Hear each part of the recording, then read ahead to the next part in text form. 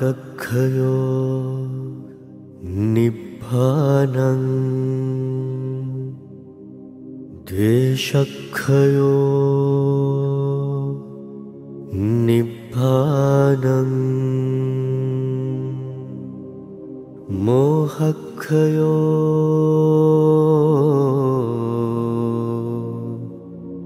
निब्बानं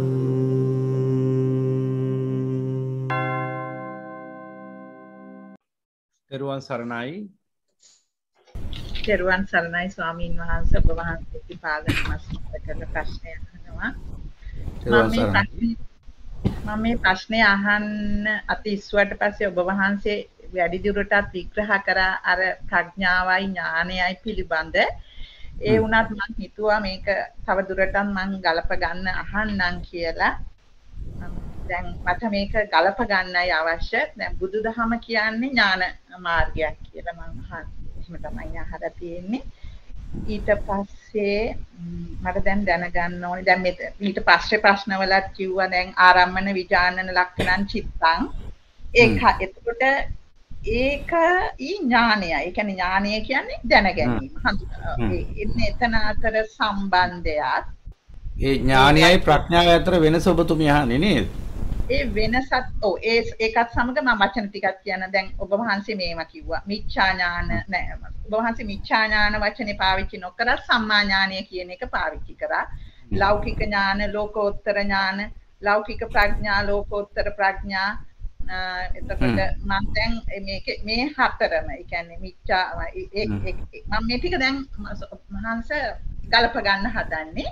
තව මම දැන් ප්‍රඥා චෛතසිකයේ ඥාන සංප්‍රයුක්ත මේ ටික මම ටික ගලප ගන්න හදන්නේ ස්වාමීන් වහන්සේ. තමයි මට හොඳයි. මම ඒක ඊටාම පැහැදිලිව මෙහෙම කියලා දෙන්නම්කෝ. ඥානීය තුන් ආකාරයි. ඥානීය තුන් ආකාරයි. මිච්ඡා ඥාන, ලෞකික සම්මා ඥාන සහ ලෝකෝත්තර සම්මා ඥාන. ඥානීය තුන් ආකාරයි. එතකොට මිච්ඡා ඥාන කියන්නේ මොකක්ද? දැන් මිච්ඡා ඥාන යමක් දැනගැනීමේ ලක්ෂණය තමයි ඥානීය කියන්නේ. එතකොට ඒක විඥානාන, පජානාන කියන වචන දෙකකින් හඳුන්වනවා. යමක් දැනගන්නවා කිව්වහම මෙහෙමත් දැනගන්න පුළුවන් කෙනෙක්ට. කොහොමද? මුවෙක් ඉන්නවා වතුර බොන්න එනවා හැමදාම වැවද්දරට. මේ සතාගේ ඇඟ පුරාම හොඳට මාංශ වැඩිලා තියෙනවා. මේ සතා මරාගත්තා නම් සතියක් විතර කන්න පුළුවන්. ඒකට කරන්න ඕන මොකද්ද? උගුලක් අටවන්න ඕන. උගුල මෙහෙම අටවන්න ඕන. මෙහෙම ඇටුවේ නැත්නම් මූ පැනලා යනවා. ඒ නිසා හොඳට මල පුඩුවක්ම අටවන්න ඕන.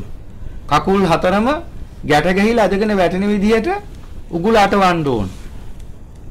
ඒ වගේම එහෙම වැටුණත් මදි. එහෙම වැටුණට පස්සේ සමහර විට දඟලලා අර රැහැන්පට ලිහාගෙන පැනලා යනවා. ඒ නිසා වැටෙනකොටම අනතුරක් වෙන්න ඒ උගුලේ නැත්තම් ඒ වලේ උල්ලිට වන්නත් ඕන. එතකොට මොකද වෙන්නේ? අර උගුලට අහු වෙලා අදගෙන වැටෙනකොටම උල්ලුටට වැටිලා තුවාල වෙලා එක්ක මරණයට ආසන්න තුවාලයකට ලක් වෙලා අසරණ වෙලා එහෙම එයා ගොදුරට ලක් වෙනවා. මේ විදිහට දැන් කල්පනා කරලා මේ උගුල හදන්න ඕන එකට උල් හදන්න ඕන ලනු හොයන්න ඕන රැහන් හදන්න ඕන බලන්න කොච්චර වැඩ කොටක් දැනගන්න ඕනද කියලා. මේ ඔක්කොම කරලා අවසානයේ මොකද්ද කරේ? අර අසරණ මුවෙක්ව ඝාතනය කළා, ගොදුරු කරගත්තා. තමන්ගේ ආහාරය පිණිස තව සතෙක්ගේ ජීවිතේ නැසලා දැම්මා. එතකොට නිකමටවත් කල්පනා වුණේ නැහැ. පාණාතිපාතා අධම්මෝ පාණාතිපාතා වේරමණී ධම්මෝ. එහෙම ධර්මයක් ගැන අහලා තිබුණේ නැහැ. ප්‍රාණඝාතය ධර්මයක්, ප්‍රාණඝාතයෙන් වෙන්වීම ධර්මයක්. එහෙම වචනයක්වත් ඇහිලා තිබුණේ නැහැ. ඒ නිසා කල්පනා කරේ කොහොම හරි කවන්නේ තමන්ගේ ජීවිතය රැක ගන්න ඕන. තමන්ගේ ජීවිතය රැක ගන්න නම් තව සතෙක්ගේ එකෙක්ගේ නෙවෙයි තව 100ක් කෝටියක් සත්තුන්ගේ හරි ජීවිත නැසලා වනසලා සුන්නත් දෝලි කරලා හරි තමන්ගේ ජීවිතය පෝෂණය කර ගන්න ඕන. ඔබ දැකලා ඇතිව මිරිදිය මත්ස්‍ය වගාව කියලා එකක් තියෙනවා. බලන්න මේ අභිජනන මධ්‍යස්ථාන කියලා මොකද්ද කරන්නේ කියලා. අර පුංචි මාළු පැටව කෝටි ගාණක් අභිජනනය කරලා හදලා වඩලා හරි ආදරෙන් පෝෂණය කරලා කුමක් පිණිසද අවසානයේ රැකින යන්නේ? මරණය කරා ක්‍රමානුකූලව අරගෙන යන විදිහ අන බලන්න. එක ජීවිතයක් දෙකක් පෝෂණය කරන්න අප්‍රමාණ සත්‍යයන්ගේ ජීවිත නැසල දමනවා. තව නොඑක් සතුන්ගේ රීරි මාංශ හූරගෙන කනවා බොනවා. ඒ විතරක් නෙවෙයි ඒවා විකුණනවෙන් ලාභ ලබනවා. දැන් මෙතනදි කල්පනා කරේ මොනවද? Tamange පැවැත්ම විතරයි. හොඳින් හෝ නරකින් හෝ ලෝකේ හොඳක් කියලා නෑ නරකක් කියලා දෙයක් නෑ. පවක් කියලා දෙයක් නෑ. අර මක්කලි ගෝසාලට තිබුණ දෘෂ්ටිය ගංගානම් ගඟේ දකුණු යුරේ ආරම්භයේ සිට අවසානයේ දක්වා මුණ ගැහින සියලු සතුන්ව මරලා මස්කන්ධක් ගොඩ ගැහුවත් පාපයක් නැත. ගංගානම් ගඟේ උතුරු යුරේ යටේ ඉඳලා උඩට මුණ ගැහෙන සියලුම දෙනාට දන් දුන්නත් එහි පුණ්‍ය විපාකයක් නැත කියලා. පාපේකුත් නැහැ පිනකුත් නැහැ. අන්න ඒ මට්ටමින් හිතාගෙන ජීවත් වෙන. හැබැයි ඒ මට්ටමේ ජීවත් වෙන්න ඥානියක් ඕන. අපේ සිංහලේ ලෞකික කියමනක්ම තියෙනවා, ප්‍රස්තාපිරුලක්ම තියෙනවා. හොරාට ඝන දෙවියන්ගේ නුවණ තියෙනවා කියලා. එතකොට ඒකෙන් කියන්නේ ඝන දෙවියෝ හොරෙක් කියලාද? එක්ක එහෙමත් හිතා ගන්න පුළුවන් කෙනෙක්ට.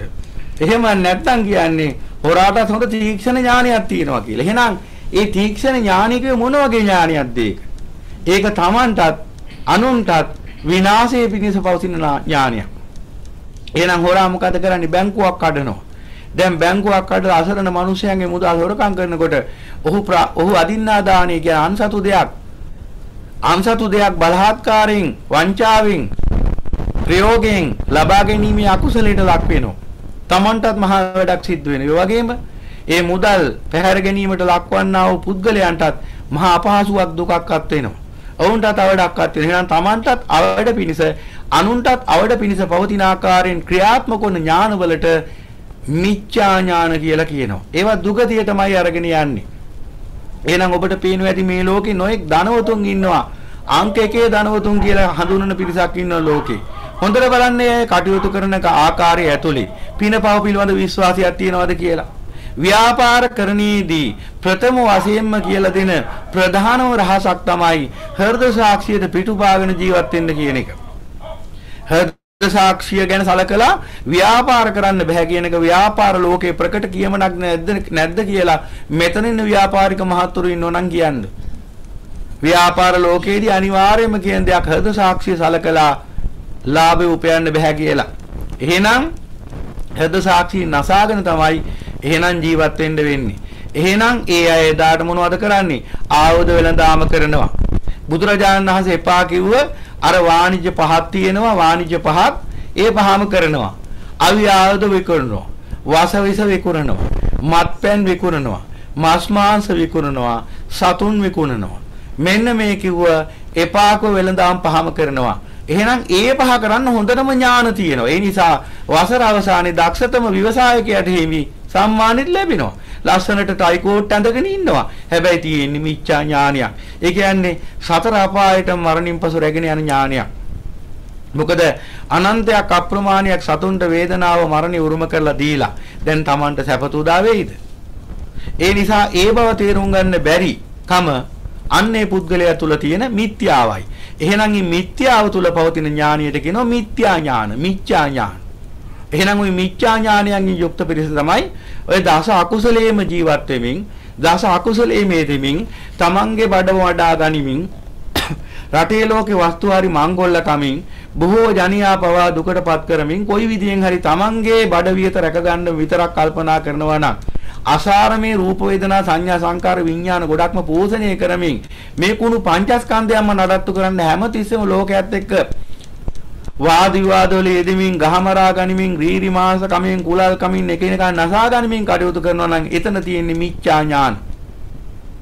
අන මිච්ඡා ඥාන ඒකත් අයිති විඥාණයටමයි. ඒකත් අයිති විඥාණයටමයි. ඊළඟට තියෙනවා ලෞකික සම්මා ඥාන. ඒ කියන්නේ පානාතිපාතා ධම්මෝ පානාතිපාතා වේරමණී ධම්මෝ අදින්නා දානා ධම්මෝ අදින්නා දානා වේරමණී ධම්මෝ යනාදි වශයෙන් ප්‍රාණඝාතය අදත්තා දානේ කාම මිත්‍යාචාරය මුසාවාදී පිසුනාවාචය පරුසාවාචය සම්ප්‍රප්පලාපය අවිජ්ජා ව්‍යාපාදයේ මිත්‍යා දෘෂ්ටි කියන මෙන්න මේ දස අකුසලය දුක පිණිසම පවතින ඔය ආදිසං වපතේ බීජන්ත ආදිසං හරදේ පලං කල්යාණකාරී වා කල්යාණං පාපකාරී වා පාපකං යනාදී වශයෙන් වූ බුද්ධ වචනයට අනුකූලව පව් සිද්ධ කළොත් පව් වැපරුවොත් පාපේ විපාක දුක් විපාක ලැබෙනවා පින් වැපරුවොත් පිනේ විපාක සුඛ විපාක ලැබෙනවා කියන ඒ ලෞකික ධර්මය අවබෝධ වූ පමණින් අන්‍ය පිහිටනවා මධ්‍යම ධර්මයේ අනර මිච්ඡා ඥාන ඇති කෙනා පිහිටාගෙන කටයුතු කරන්නේ හැමතිස්සෙම හීන ධර්මවලදී ධර්මයේ කොටස් තුනකට බෙදනවා හීන ධර්ම මධ්‍යම ධර්ම ප්‍රණීත ධර්ම කියලා. එතනින් හීන ධර්ම වලට අයිති අර මිච්ඡා ඥාන. එහෙනම් මිච්ඡා ඥාන ඇති පුද්ගලයා හීන ධර්මවලයි යෙදෙන්නේ දුගති ධර්මවලයි පාප ධර්මවලයි යෙදෙන්නේ ඔහු මරණින් පසු බොහෝ දුරට සතර අපායටයි යන්නේ. දෙවන කෙනා මධ්‍යම ධර්මයන්හි හැසිරෙනවා. එයා දස අකුසලයේ මේයි දැනගෙන එයින් වෙන්වීම දස කුසලයේ බව අවබෝධ කරගෙන දස අකුසලයෙන් වෙන් වෙලා කටයුතු කළොත් මරණින් පසු ස්වර්ග සම්පත්‍ය උරුම කරගන්න බව දැනගෙන ඊට අනුකූලව පින් දහම් බහුල කරමින් ජීවත් වෙන කෙනෙක් ඉන්නවා. එයා දාන සීලාදී පින්කම් බහුලව සිද්ධ කරනවා. දාන සීලාදී පින්කම් සිද්ධ කරමින් අන්න දාන සීල භාවනාදී ත්‍රිවිධ පින්කම්ම සිද්ධ කරන අඩු වැඩි වශයෙන් ඒ විදියට පින්කම් සිද්ධ කරමින් අන්‍යයා මරණින් පසු මනුස්ස දිව්‍ය බ්‍රහ්මාදී සුගතිවල උපදිනවා. අන්‍යයා තුල වැඩෙනවා සම්මා ඥාන. මොන සම්මා ඥානද? ලෞකික සම්මා ඥාන. ලෞකික සම්මා ඥාන කියලා කියන්නේ එහෙනම් දස අකුසලෙන් වැළකීලා ජීවත් වීමේ ඥානය. එතකොට එයා කටයුතු කරනවා. ඒ කියන්නේ කාමෙන් වෙන් වෙලා එහෙම නෙවෙයි දස අකුසලෙන් වෙන් වෙලා එයා ජීවත් වෙන්නේ. එයා ප්‍රාණඝාතයෙන් අදත්තාදානෙන් කාම මිත්‍යාචාරයෙන් කියන කාය දුස්චරිතයෙන් වෙන් වෙලා ජීවත් වෙනවා. මුසාවාදී පිසුනා වාචේ පරුසා වාචේ සම්ප්‍රප්පලාපේ කියන වාචී දුස්චරිතයෙන් වෙන් වෙලා ජීවත් වෙනවා. අභිජ්ජාව ව්‍යාපාදේ මිත්‍යා දෘෂ්ටිය කියන මනෝ දුස්චරිතයෙන් වෙන් වෙලා ජීවත් වෙනවා. මේ විදිහට ත්‍රිවිධ දුස්චරිතයෙන් වෙන් වෙලා ත්‍රිවිධ සුචරිතවත් ජීවිතයක් ගත කරනවා. මධ්‍යම ධර්මයේ පිහිටනවා. මරණින් පසු බොහෝ දුරට ස්වර්ගයන්හි උපදිනවා. එහෙම ඉපදිලා සැප ලබනවා. අන්නේ මට්ටමේ ලෞකික සැපයක් උදා කරගත හැකි ඥානියට ලෞකික සම්මා ඥාන කියලා කියනවා. ඒ ලෞකික සම්මා ඥානත් අයිති විඥාණයටමයි. එහෙනම් හීන ධර්ම තුල මිච්ඡා ඥාන පවතිනවා. මධ්‍යම ධර්ම තුල ලෞකික සම්මා ඥාන පවතිනවා. ඊළඟට සම්මා ඥාන කොටස් දෙකකට බෙදනවා. ලෞකික සහ ලෝකෝත්තර. එහෙනම් මධ්‍යම ධර්ම තුල පවතින්නේ ලෞකික සම්මා ඥාන. එහෙනම් ලෝකෝත්තර සම්මා ඥාන කියන්නේ කුමක්ද? එහෙනම් ඔන්න ඔය කිව්ව මිච්ඡා ඥාන සහ ලෞකික සම්මා ඥාන කියන මෙන්න මේ ඥාන දෙක තුල දෝලණය වෙනකන් ඒ අසාර භාවික සත්‍ය ආත්භවයෙන් අත්භවයට සුගතිය සහ දුගතිය තුල දෝලණය වෙනවා. එක් කලක සුගතිය උපදිනවා, තව කලක දුගතිය උපදිනවා. යම් අත්භවයක මිච්ඡා ඥාන බලවත් වුණොත් ඊළඟ අත්භවයේ දුගතිය උපදිනවා. යම් අත්භවයක ලෞකික සම්මා ඥාන බලවත් වුණොත් ඊළඟ අත්භවයේ සුගතියක උපදිනවා. මේ විදිහට සුගතිය සහ දුගතිය අතර දෝලණය වෙමින් මේ සංසාරي සැරිසරනකොට යම් කිසි අසිරිමත් භවයකදී අසිරිමත් වූ මහා කාරුණික මහා ප්‍රඥ මහා ශාස්ත්‍රතුමන් වහන්සේ නම් වූ ලෝතුරු අමාමෑණී සම්මා සම්බුදු පියාණන් වහන්සේ මුණ ගැහෙනවා. උන්වහන්සේගේ ශ්‍රී සද්ධර්මයේ මුණ ගැහෙනවා. උන්වහන්සේගේ බුද්ධ ශ්‍රාවකයන් කල්යාණ මිත්‍රයන් මුණ ගැහෙනවා. මෙන්න මේ කල්යාණ මිත්‍රයන් ඇසුරෙන් බණ අහන්න පටන් ගන්නවා. එහෙම බණ අහගෙන යනකොට මෙතෙක් නොඇසුරු ධර්මයක් අහන්නට ලැබෙනවා. ඒ තමයි ඒ අමා ධර්මයට කන් දෙන මොහොත වෙනකම් මේ හිතාගෙන හිටියේ කාමී ආස්වාදයේ සැපයි කියලා. ඇහැ පිනවීමෙන් සැප ලැබෙනවා. කන පිනවීමෙන් සැප ලැබෙනවා. නාසය පිනවීමෙන් සැප ලැබෙනවා. දිව පිනවීමෙන් සැප ලැබෙනවා. කය පිනවීමෙන් සැප ලැබෙනවා. මනස පිනවීමෙන් සැප ලැබෙනවා කියන මෙන්න මේ අදහසක් තුල සංකල්ප මාලාවක් තුල බැහැගෙන තමයි ජීවත් වුනේ. සංකප්ප රාගෝ පුරිසස්ස කාමෝ. අන්නේ සංකල්පිත රාගයට කාමයේ කියනවා. ඒ කියන්නේ සංකල්ප ගොඩක් ඇතුලේ ජීවත් වුණා මෙච්චර කාලයක්. ඇහැකන නාසය දිව ශරීරයේ මනස පිනවීමෙන් සැප ලැබෙනවාය කියලා. මෙන්න සංසාරේ ප්‍රථම වරට ශ්‍රී සද්ධර්මය ඇහෙනවා. දැම්මින් ඇහෙනවා මෙතෙක් හිතාගෙන හිටපු බව වැරදි බව. මෙතෙක් හිතාගෙන හිටපු ආකාරය වැරදි කියලා Tamanට අවබෝධ වෙන්න පටන් ගන්නවා. ඇහැ පිනවීමෙන් සැප නෙවෙයි ලැබෙන්නේ දුකයි කියලා ප්‍රත්‍යක්ෂයෙන් අවබෝධ වෙන්න පටන් ගන්නවා. කුමක් හේන්දියත් පටිච්චසමුප්පාදය දකින්න. එහෙනම් අන්න දකින්න එදාට මෙන්න මේ කාමී ආස්වාදය කියන්නේ උගුලක් කියලා. මෙන්න මේ කාමී ආස්වාදය කියන්නේ මුලාවක් කියලා දකින්න. අර එදා අර මුවන් වල්ලන්ද උගුල් ඇටුවා වගේ තමන් දැන් මේ සිතම තමන්ව මේ උගුලට අහු කරගන්න මේ කාමයේ කියන උගුලක් අටවලා තියෙන්නේ කියලා තමන්ට වැටහෙන්න ගන්නවා. ඒ සිත නැමැති මායාවේ මේ ආස්වාදයේ කියන මායාවට අහු වෙලා ඇහැ කන නාසය දිව ශරීරය මනස පිනවන්න ගිහිල්ලා කර්ම ශක්තිය රැස් වෙනවා. චේතන හම්බෙක්වේ කම්මං වදාමි අනාදි වශයෙන් මොහොතක් පාසා රාග දේශ මොහ චේතනා උපදින වාරයක් ගානේ කර්මය රැස් වෙනවා. මේ උපදින කර්මය පුඤ්ඤාභි සංකාර අපුඤ්ඤාභි සංකාර ආනිඤ්ඤාභි සංකාර කියලා ආකාර තුනකට බෙදලා කාම දුගතිය කාම සුගතිය සහ රූපාවචර සුගතිය අරූපාවචර සුගතිය කියන ආකාර හතරකට මේ අත්භවයේ නිර්මාණය වෙලා මේ කර්ම විපාක අනුෙහි උපදිනවා කියලා දකිනවා. ඒ අනුසාරයෙන් දකිනවා මේ කාම දුගතිය කාම සුගතිය රූප දුගතිය සහ කාම දුගතිය රූප කාම දුගතිය කාම සුගතිය රූප සුගතිය සහ අරූප සුගතිය කියන මෙන්න මේ ආකාර හතරටම සකස් වෙන්නේ මේ රූප වේදනා සංඥා සංකාර විඥාන කියන හේතුඵල අනිත්‍ය ධර්ම ගොඩක් පමණයි කියලා නුවණින් දකින්න. ඒ සියලු හේතුඵල ධර්ම මේ ජාති ජරා මරණ ශෝක පරිදේව දුක්ඛ දෝමනස උපායාස රාග දේශ මොහ යන 11 ගින්දරක් නිර්මාණය කරන ආකාරය දකින්න. ඒ වගේම මේ 11 ගින්දර තුල ඒ අසාර දුක්ඛ ස්කන්ධය තුල ඒ අසාර රූප වේදනා සංඥා සංකාර විඥාන උපාදාන ස්කන්ධය තුල මම මගේ කියලා ආත්මීය වශයෙන් ගත හැකි කිසිදු සාරයක් නොමැති බවක් දකින්න. සමස්තයක් වශයෙන් මේ ක්‍රියාවලිය අසුභ සිද්ධියක්ම පමණක් කියලා නුවණින් දකින්න. අසුභ සිදුවීම් මාලාවක්ම පමණයි කියලා නුවණින්ම දකින්න. ඒ අනුසාරයෙන් මේ පංච උපාදානස්කන්ධයම අනිත්‍යයි දුක්ඛයි අනාත්තයි අසුභයි කියලා නුවණින් දකින්න. අන්න එහෙම දකින්න ගත්තට පස්සේ මෙතෙක් අවබෝධ නොවිරු මේ සත්‍ය අවබෝධ වෙන්න පටන් ගන්නවා. ඒ අනුසාරයෙන් හට ගන්නවා මෙන්න මේ කාමී ආස්වාදයේ දුකයි කියන සත්‍ය අවබෝධය ඇරෙනවා. ඒ සත්‍ය අවබෝධයට ප්‍රවිෂ්ඨ වෙන මාර්ගයටපත් වෙනවා. සෝවාන් මාර්ග අනුගාමික කියන தත්ත්වයට එනවා. අනඤ්ඤා තඤ්ඤා සාමීති ඉන්ද්‍රිය කියන පළමුවන ලෝකෝත්තර ඥානය හට ගන්නවා. ඒ අනුසාරයෙන් සෝවාන් මාර්ග අනුගාමික தත්ත්වයටපත් වෙනවා. චූලසෝතාපන්න කියලාත් කියනවා. අන්න ලෝකෝත්තර ඥානය, අන්න ලෝකෝත්තර සම්මා ඥානය හට ගැනීමේ ආරම්භය. අන්න එතන තමයි ලෝකෝත්තර සම්මා ඥානය හටගන්නේ. එහෙනම් අන්නේ ලෝකෝත්තර සම්මා ඥානය නොත් ලෝකෝත්තර ප්‍රඥාව කියලාත් කියනවා. ලෝකෝත්තර සම්මා දිට්ඨිය කියලාත් කියනවා. එහෙනම් ලෝකෝත්තර සම්මා දිට්ඨිය, ලෝකෝත්තර ඥානය, ලෝකෝත්තර ප්‍රඥාව, සම්මා ඥාන යනාදී වශයෙන් කුමන ආකාරයෙන් හැඳින්වුවත් ඒ හඳුන්වන්නේ මෙන්න මේ උතුම් වූ චතුරාර්ය සත්‍ය දැකීමේ ඥාන දර්ශනයයි. තවත් විදියකට යථාභූත ඥාන දර්ශනය කියලාත් කියනවා. ඒ ඥාන දර්ශනය පූර්ණ වෙච්ච දවසට විමුක්ති ඥාන දර්ශනය කියලාත් කියනවා. එහෙනම් මේ යථාභූත ඥාන දර්ශනයේ පූර්ණත්වය තමයි විමුක්ති ඥාන දර්ශනය කියලා කියන්නේ. එහෙනම් මේ සියල්ලයිති වෙනවා ලෝකෝත්තර ඥාන, ලෝකෝත්තර සම්මා ඥාන, ලෝකෝත්තර ප්‍රඥාව කියන කුලකයට. එහෙනම් මේ සියල්ලත් අයිති විඥාණයටමයි. ඒ සියල්ලත් අයිති විඥාණයටමයි. එහෙනම් මිච්ඡා ඥානයිති විඥාණයට. සම්මා ලෞකික සම්මා ඥානයිති විඥාණයට. ලෝකෝත්තර සම්මා ඥානයිති විඥාණයටමයි. ඒ නිසා මේ සියල්ල සංකත ධර්ම. එහෙනම් නිවන යන අසංකතියමයි. ඒ අවේදිත නිර්වාණය පමණයි. එහෙනම් රහත් ඵලය තුල පවතින සම්මා ඥානය කියලා කියන්නේ සංකත ධර්මයක්. ඒ නිසා ඒ ලෝකෝත්තර අරිහත් ඵලයටපත් වෙලා ඒ සම්මා ඥානය දරාගෙන සිටින එකත් ලෝකෝත්තර වශයෙන් ගත්තාම නිවන විමුක්තිය යන නමින් හැඳින්වුවාට ලෞකික වශයෙන් ගත්තාම මෙතන සංකත දුක්ඛයක් පවතිනවා. එහෙනම් අරිහතුන් වහන්සේ තුලත් ඒ රූප වේදනා සංඥා සංකාර විඥාන කියන ඒ විපාක පංච උපාදානස්කන්ධයේ පවතින තුරු සංකත වශයෙන් දුකක් පවතිනවා.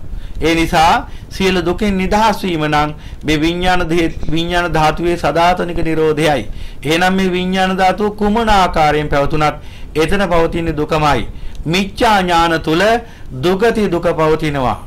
ලෞකික සම්මා ඥාන තුල සුගති දුක පවතිනවා. ලෝකෝත්තර සම්මා ඥාන තුල සංඛත දුක පවතිනවා. එහෙනම් විඥානීයමයි තුන් ආකාරයෙන්ම හඳුන්වන්නේ.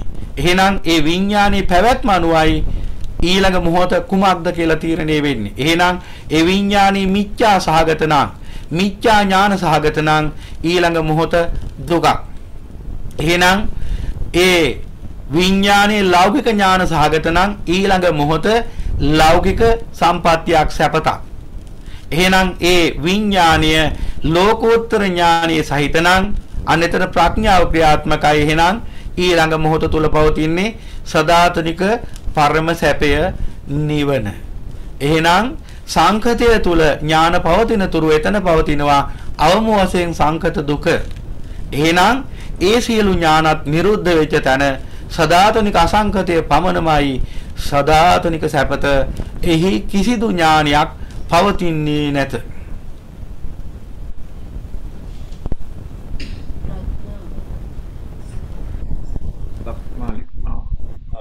ඔබතුමියට පැහැදිලි වෙන්න ඇති උත්තරේ. ඒක පැහැදිලි වුණා.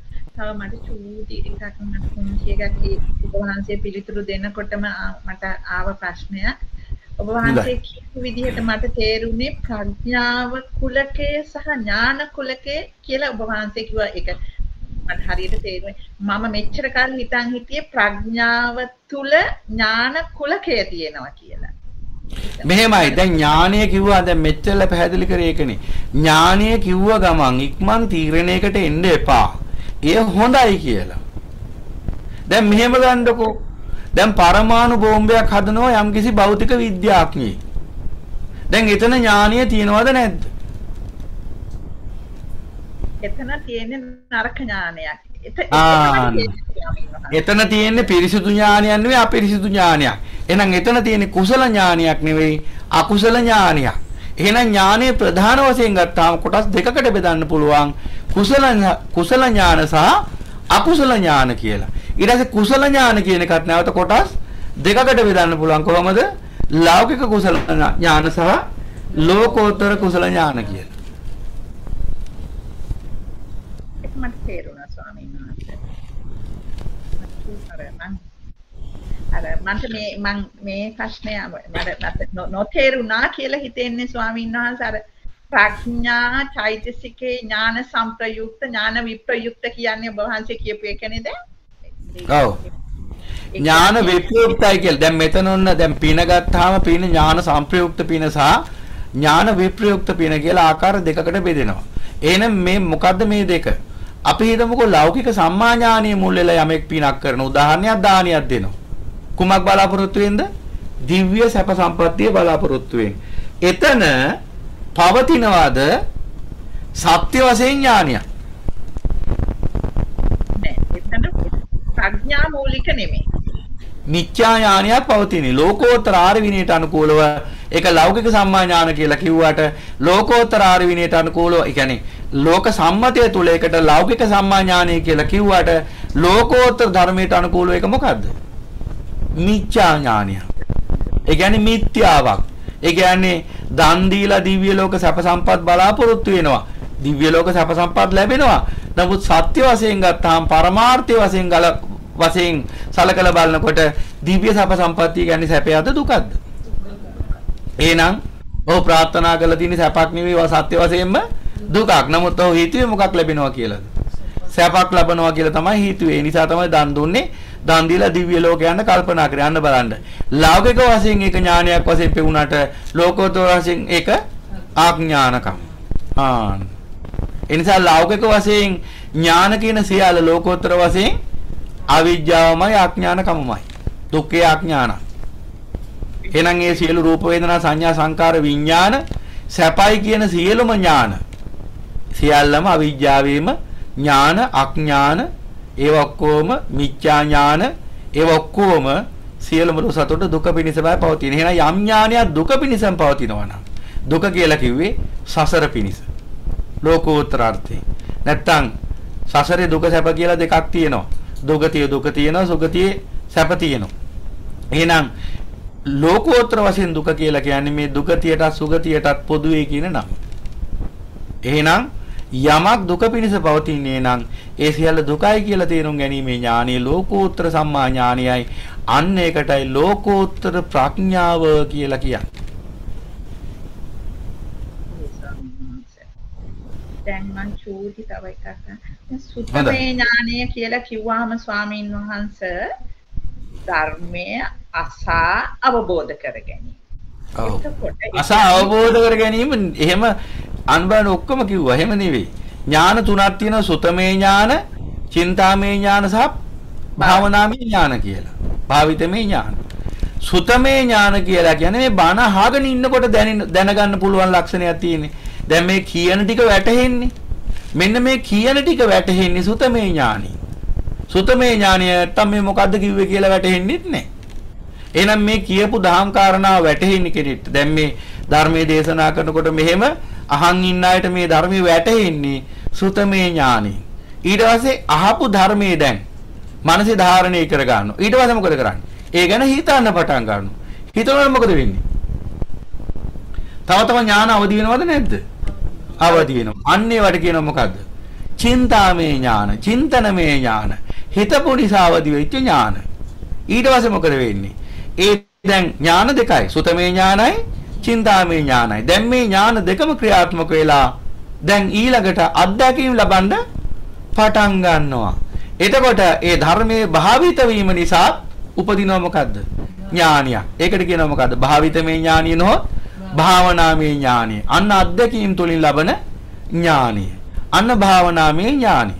ওই විදිහට සුතමේ ඥානිය, චින්තාමේ ඥානිය, භාවනාමේ ඥානිය කියලා ආකාර තුනකට ඥානිය වැඩිමින් තමයි මේ නිර්වාණ මාර්ගය ගමන් කරන්නේ. දැන් තේරුණා ස්වාමීන්. ඒක නිසා තමයි මේක ඥාන මාර්ගය කියලා කියන්නේ. නිකං ඥාන මාර්ගය නෙවෙයි ලෝකෝත්තර ඥාන මාර්ගය. කියන්නේ ලෝකයෙන් එතර කරන ඥාන මාර්ගයයි. එයයි නිවැරදි යෙදුම. ලෝකෝත්තර ඥාන මාර්ගය. මොකද ඥාන මාර්ග ඕන තරම් ලෝකේ තියෙනවා. සුගතියට රැගෙන යන ක්‍රමත් ඥාන මාර්ගම තමයි. ඔය තාපසයෝ ඍෂිවරු අනුගමනය කරන්නේ ඥාන මාර්ග. හැබැයි ඒවා ලෝකෝත්තර ලෝකෙන් එතර වීම පිණිස නෙවෙයි ලෝකයේ තුලම යාත්‍රා කිරීම පිණිසයි. ලෝකයේ තුලම සැරිසැරීම පිණිසයි. ඒ නිසා ඒවා ලෞකික ඥාන විතරයි. ලෝකෝත්තර ඥාන කියලා කියන්නේ මේ ලෝකයේ කිව්ව මේ රූප වේදනා සංඥා සංකාර විඥාන කියන පංච උපාදානස්කන්ධෙන් නික්මීම නිස්සරණී වීම. ඒ උදිසා පවතින ඥාන වලට කියනවා ලෝකෝත්තර ඥාන. එහෙනම් අසිරිමත් වූ බුදුදහම යනු ලෝකෝත්තර ඥාන මාර්ගයයි. හොඳින් වැටුණා ස්වාමීන් වහන්සේ.